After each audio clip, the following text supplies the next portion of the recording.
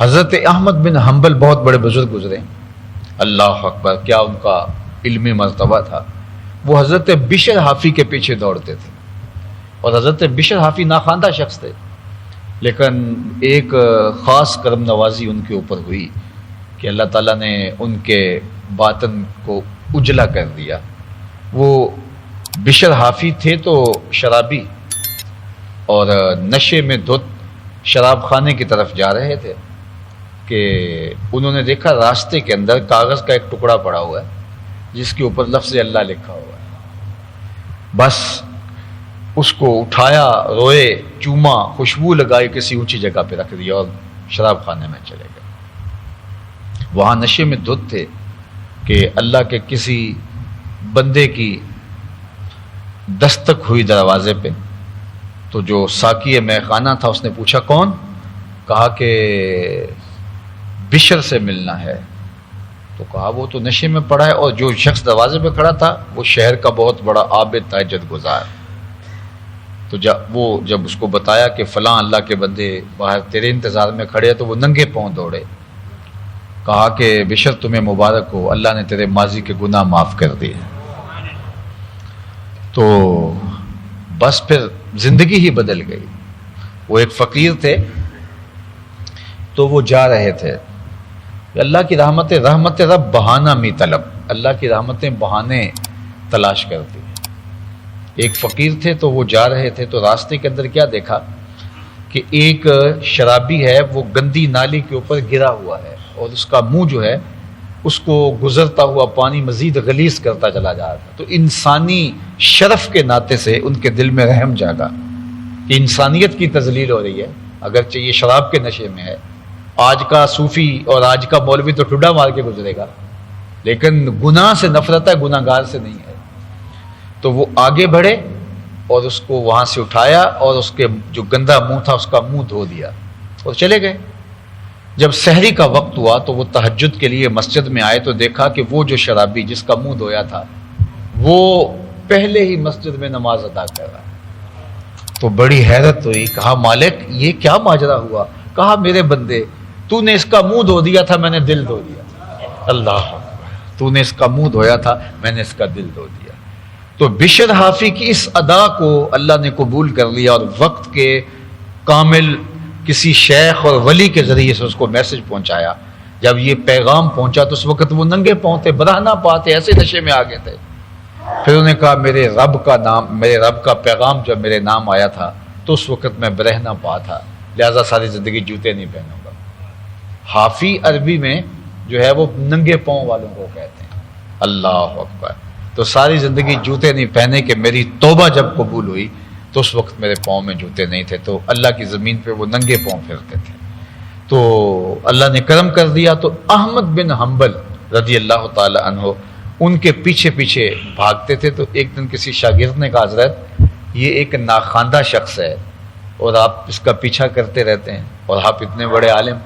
تو حضرت امام احمد بن حنبل نے کہا کہ جس رب کو احمد بن حنبل مانتا ہے، بشر حافی اس رب کو جانتا بھی۔ اچھا، ولی فائل کے معنی میں بھی ہے، مفعول کے معنی میں بھی ہے۔ فعیل کے وزن پر صفت مشبہ کا صیغہ ہے، تو فعیل کبھی فائل کے معنی میں ہوتا ہے، کبھی جو ہے وہ مفعول کے معنی میں ہوتا ہے۔ تو اگر تو یہ فائل کے معنی میں ہو تو ولیٌ سے ولی ہے اس کا، تو یہ ولی جو ہے یہ فائل کے معنی میں ہے اللہ سے محبت کرنے والا، اور اگر یہ مفعول کے معنی میں ہو تو پھر اس کا مطلب یہ ہے کہ وہ شخص جس سے اللہ محبت کرتا ہے، یعنی محب کے معنی میں بھی ہے اور محبوب کے معنی میں بھی ہے۔ اللہ ولی الذین آمنوا یخرجہم من الظلمات الی النور، اللہ اہل ایمان کا ولی ہے، یعنی اہل ایمان کو محبوب رکھتا ہے، اور پھر کیا کرتا ہے اس محبت کا جو صلہ اپنے بندے کو دیتا ہے، یخرجہم من الظلمات الی النور، اس کو ظلمتوں سے نکال کے روشنیوں کی طرف لاتا ہے۔ اللہ اکبر۔ والذین کفروا اولیاءہم الطاغوت، اور جو کافر ہیں ان کا ولی کون ہے؟ ان کا ولی طاغوت ہے، شیطان ہے۔ طاغوت ان کے اولیاء ہیں، یخرجونہم من النور الی الظلمات، تو وہ ان کو روشنیوں سے اندھیروں کی طرف جو ہے وہ لے کے جا رہے ہوتے ہیں۔ اللہ اکبر۔ تو اس لیے اللہ کا ولی وہ ہوتا ہے کہ جو اللہ جل شانہ کا محب بھی ہو اور اللہ جل شانہ کا محبوب بھی ہو. اور کبھی ایسا ہوتا ہے کہ محبوبیت کا غلبہ ہوتا ہے، کبھی ایسا ہوتا ہے کہ جو ہے وہ محبت کا غلبہ ہوتا ہے، یعنی اس طرف سے غلبہ ہوتا ہے. اور کبھی یہ ہوتا ہے کہ اس کی محبوبیت ایسی ہوتی ہے کہ ناز برداری کے وہ رنگ میں ہوتا ہے. تو یہ اللہ تعالیٰ کا ایک نظام ہے کہ جب بندہ اس سے پیار کرتا ہے تو وہ فرماتا ہے میں بھی اس سے پیار کرتا ہوں. اللہ اکبر. یعنی تم نکلے تھے اللہ سے محبت کرنے کے لیے، تو تم نے تو اللہ سے محبت کا دم بھرا، لیکن تم نے کیا محبت کرنی تھی، اس نے تمہیں خود اپنا محبوب بنا لیا. تو جب خود محبوب بنایا، تم پہلے گئے تھے چل کے نماز پڑھنے کے لیے، لیکن جب اس نے محبوب بنایا تمہارے پاؤں کے اندر کشش ڈال دی نماز کے لیے. تم عبادات کرتے تھے، اپنے آپ کو تکلف کے ساتھ لے کے جاتے تھے، پھر جب محبوبیت پیدا ہو گئی تو وہ شوق فراواں تمہارے اندر ڈھیل دیا گیا، پھر تمہارے قدم خود بخود اٹھتے ہیں، توفیقات تمہارے شامل حال ہو گئی ہیں، پھر تمہارے لیے آسانیاں اور تمہارے لیے راحتوں کے سامان کشادہ کر دیے گئے ہیں. اور ایک حدیث پاک میں آتا ہے میرا بندہ میرے ساتھ کثرت نوافل کے ذریعے سے تقرب اختیار کرتا ہے. میرا بندہ میرے ساتھ تقرب اختیار کرتا ہے فرائض کی ادائیگی کے بعد کثرت نوافل سے.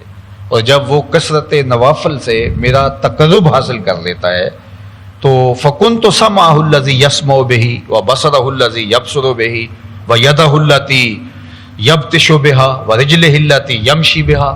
فرمایا پھر میں اس کے ہاتھ بن جاتا ہوں جن سے وہ پکڑتا ہے، میں اس کی آنکھیں بن جاتا ہوں جن سے وہ دیکھتا ہے، میں اس کے کان بن جاتا ہوں جن سے وہ سنتا ہے. یہ بخاری کی روایت ہے. تو اس کا مطلب کیا کہ معاذ اللہ کان بن جاتا ہے؟ نہیں، مجسم نہیں، یعنی اس کے کانوں میں شنوائی کی قوت اپنی جناب سے ڈال دیتا ہے، اس کی زبان میں جو ہے وہ طاقت اور توانائی اس کی طرف سے خاص طور پہ ودیت کر دی جاتی ہے. ہاتھ اس کے ہوتے ہیں لیکن اللہ تعالیٰ اپنی طرف سے خاص جو ہے وہ توانائیاں اور قوتیں اور اس کے اندر جو ہے وہ طاقتیں پیدا کر دیتا ہے. تو گویا اللہ اس بندے کو اپنی شانوں کا، اپنی صفات کا مظہر بنا دیتا ہے. اسی لیے وہ اولیاء کے لیے طی زمان بھی ہوتا ہے اور طی مقام بھی ہوتا ہے، وقت بھی سمٹ جاتا ہے اور ان کے لیے فاصلے بھی مٹ جاتے ہیں. تبھی تو آصف بن برقیہ جو ہے وہ حضرت سلیمان کی امت کا ولی جو ہے آنکھ جھپکنے سے قبل تخت بلقیس لا کے قدموں میں رکھ دیتا ہے. انا آتی کا بہی قبل ان یرتد الیک طرفک. جب حضرت سلیمان نے کہا کہ کون تخت بلقیس لائے گا تو ایک جن نے کہا میں دوپہر تک لے آتا ہوں، یعنی مجلس برخاست ہونے تک. تو حضرت سلیمان نے کہا نہیں مجھے اس سے بھی پہلے چاہیے. یعنی میں اگر آپ سے کہوں کہ آپ جو ہے وہ کراچی سے کوئی چیز آپ میں سے کوئی شخص لا کے دے تو کم از کم وہ 8 دن کا، 5 دن کا یا 2 دن کا تو ٹائم دے گا. اور ایک بندہ کہے کہ عصر تک لے آؤں گا تو غنیمت نہیں ہے. کہ کوئی کہے عصر تک آ جاتی ہے جناب تو غنیمت ہے. تخت بلقیس تھا، 1 مہینہ جاتے ہوئے لگتا تھا، 1 مہینہ آتے ہوئے لگتا تھا، 7 کوٹھڑیوں میں مکفل تھا، زمین میں گڑا ہوا تھا، پہرے دار کھڑے ہوئے تھے، 60 ہاتھ چوڑا تھا، 80 ہاتھ لمبا تھا، کئی ہاتھ موٹا تھا. اور اس کو اٹھا کے لانا کیسے لایا جائے؟ جن نے کہا کہ میں آپ کی مجلس کے اختتام سے پہلے لے آتا ہوں. بہت بڑی بات تھی نا، لیکن اللہ کا پیغمبر کہتا نہیں مجھے اس سے بھی پہلے چاہیے. اللہ اکبر، اس سے بھی پہلے چاہیے. اب حضرت سلیمان کو پتا تھا نا جن کی تربیت میں کی ہے وہ کس کس مقام پہ. تو ایک نے کہا میں ظہر تک لے آتا ہوں، دوپہر تک لے آتا ہوں، بڑی بات تھی. لیکن حضرت سلیمان نے نہیں مجھے اس سے بھی پہلے چاہیے. اللہ اکبر. جب حضرت سلیمان نے یہ کہا تو پھر ان کی مجلس سے ایک دوسرا شخص اٹھا جس کا نام مفسرین نے آصف بن برقیہ بتایا. قرآن نے تو کہا وقال الذی عندہ علم من الکتاب. پھر وہ اٹھا جس کے پاس کتاب اللہ کا، زبور کا علم تھا، سارا بھی نہیں تھا، تھوڑا سا علم تھا. علم من الکتاب، کتاب سے کچھ علم تھا. وہ کھڑا ہوا اور کیا کہا؟ جن نے تو کہا تھا قال افریت من الجن، جنوں میں سے ایک بڑے قوی ہیکل جن نے کہا تھا میں دوپہر تک لے کے آتا ہوں. لیکن آصف بن برقیہ نے کیا کہا؟ انا آتی کا بے، حضرت یہ ذمہ داری میری رہی. کب تک لاؤ گے؟ وہ تو دوپہر تک کا وقت دے رہا ہے. تمہارا ٹائم ٹیبل کیا ہے؟ کتنے وقت میں لاؤ گے؟ 2 گھنٹے 3 گھنٹے کتنے وقت میں لاؤ گے؟ تو اس نے کیا کہا؟ انا آتی کا بے، حضرت میں ابھی لے کے آتا ہوں. یہ نہیں کہا منگواتا ہوں، یہ لفظ سمجھیے، منگوا لیتا ہوں. آنا آتی کا بے ہی، میں لے کے آتا ہوں، جاؤں گا بھی اور آؤں گا بھی اور تخت بھی لے کے آؤں گا. آنا آتی کا بے ہی، میں جاتا ہوں اور اس کو لے کے آتا ہوں. کتنا وقت لگاؤ گے؟ قبل ان یرتد الیک طرف، حضرت آپ آنکھ بعد میں جھپکیں گے، تخت پہلے پڑا ہوگا. قرآن ہے. اور حضرت سلیمان نے ابھی آنکھ نہیں جھپکی، تخت سامنے پڑا ہوا. اللہ اکبر. پھر بولے قال ھذا من فضل ربی، یہ میرے رب کا فضل ہے. یہ شان ہے خدمتگاروں کی. سرکار کا عالم کیا ہوگا. تو اتنے بڑے فاصلے کیسے سمٹے؟ کوئی اتنا سریع رفتار کیسے ہو سکتا ہے؟ تو بخاری کی حدیث پڑھو، جب کوئی میرا ہو جائے تو پھر اس کی میں ٹانگیں بنتا ہوں. توانائی اس کی نہیں ہوتی، طاقت میری ہوتی. اللہ، لب اس کے ہل رہے ہوتے ہیں لیکن منصور کے پردے میں خدا بول رہا ہے. اللہ اکبر. ہاتھ اس کے ہوتے ہیں، اس کو عطا کردہ توانائیاں، قوتیں جو ہیں وہ میری ہوتی ہیں. پھر اس کی آواز میں بن جاتا ہوں. ممبر پہ خطبہ دے رہے ہیں حضرت عمر رضی اللہ تعالیٰ عنہ، اور نہاوند میں جنگ ہو رہی ہے، نہاوند میں جنگ ہو رہی ہے اور حضرت عمر خطبہ دے رہے ہیں ممبر پہ بیٹھ کے. اور جو جنگ کا کمانڈر ان چیف ہے ان کا نام ساریہ ہے. اور پہاڑ ان کے پیچھے تھا، دشمن آگے تھا. تو دشمن نے چکر چلایا اور ان کو ابھارا، اور تاکہ وہ آگے بڑھیں، کیونکہ پچھلا حصہ محفوظ تھا پہاڑ ہونے کی وجہ سے. جو پیچھے سے حملہ نہیں ہو سکتا تھا، پیچھے پہاڑ تھا، تو آگے سے لڑائی ہو رہی تھی.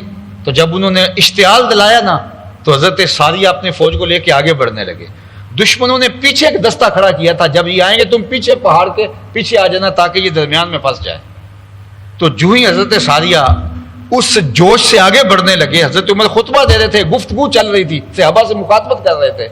اچانک آپ نے یا ساریہ الجبل، اے ساریہ پہاڑ کو نہیں چھوڑنا. لوگوں کو حیرت ہوئی کہ خطابت تو ہم سے ہو رہی ہے اور ساریہ تو جنگ پہ گئے ہوئے، تو یہ ساریہ الجبل، ساریہ پہاڑ کو نہیں چھوڑنا، یہ کیا کہا؟ اللہ اکبر. وقت گزرتا گیا، جنگ فتح اور کامیابی کے بعد جب وہ مجاہدین واپس 1-2 مہینے کے بعد واپس پلٹے، تو حضرت ساریہ حضرت عمر کو ڈھونڈ رہے ہیں اور لوگ بھی بیٹھے تھے. تو حضرت ساریہ نے کہا حضرت آپ کی آواز نہ آتی تو مر گئے تھے. اللہ اکبر. ہم پہاڑ کو چھوڑ دینے لگے تھے. اللہ اکبر. تو یہ پھر حضرت عمر کی آواز میں اتنی طاقت کہاں ہے کہ یہ چلی جائے وہاں تک، لیکن کہا پھر اس زبان میں بن جاتا ہوں. اللہ اکبر. تو یہ اللہ طاقت اور توانائی اور ہمت پیدا فرما دیتا ہے.